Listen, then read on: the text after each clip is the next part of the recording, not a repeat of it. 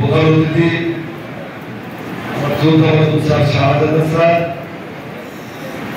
এবং বারের সাধারণ সম্পাদক সহ আমাদের বাংলাদেশ জাতীয়তাবাদী আইনজীবী ফোরামের সংগ্রামী সভাপতি আমাদের এস.এম. ফাইজুর রহমান সহ এবং আমাদের শ্রোতাবন্ধু সিনিয়র আইনজীবী পাখি স্যার সহ সকল আইনজীবীবৃন্দ, পিতৃতুল্য আইনজীবীবৃন্দ, আমি অত্যন্ত গর্বিত যে অ্যাডভোকেট গোলাম মোস্তফা স্যারের জুনিয়র হিসাবে আমি কোর্টে যোগদান করি। এই উকিল হওয়ার পিছনে আমার একটা ইতিহাস আছে। উনি আমার প্রতিবেশী গোলাম মোস্তফা সাহেব, পাশাপাশি বাসা 50 বছরের মধ্যেই।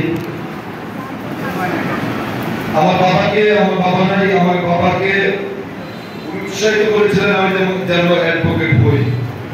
আমি ছোটবেলা থেকেই 5 থেকেই রাজনীতি করি। অনেকে ম্যাট্রিকের পরে কিন্তু আমি 5 থেকে রাজনীতি করতাম।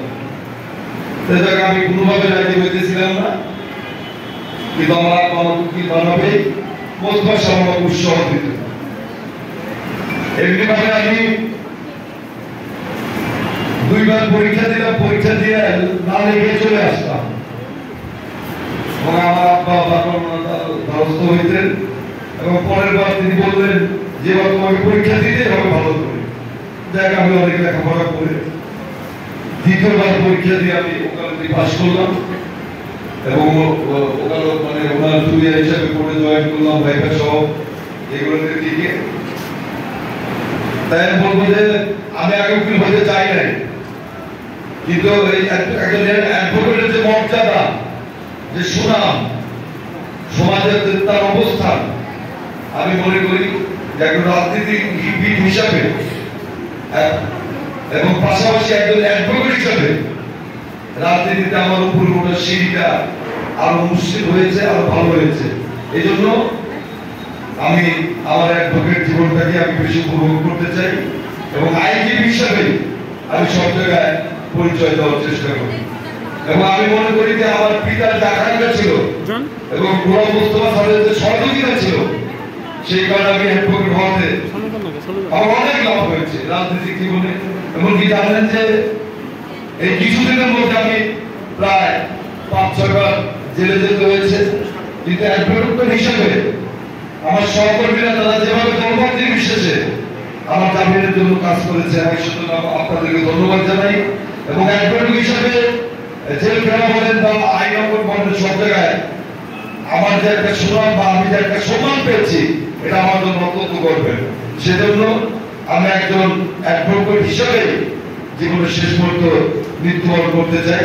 আমি মনে করি যে পেশা হিসেবে অ্যাডভোকেট আমারই এবং রাজনীতি আমার পেশা না, এটাকে আমি উপভোগ করি। এই জন্য স্যারকে ধন্যবাদ জানাই। তিনি জানেন যে তিনি মাঝখানে অনেক অসুস্থ হয়েছেন, আমরা তার আশা ছেড়ে গিয়েছিলাম, কিন্তু আল্লাহ রাব্বুল আলামিন আপনাদের সকলের দোয়ায়, মানুষের দোয়ায় তিনি এখনো ভালো আছেন, সুস্থ আছেন।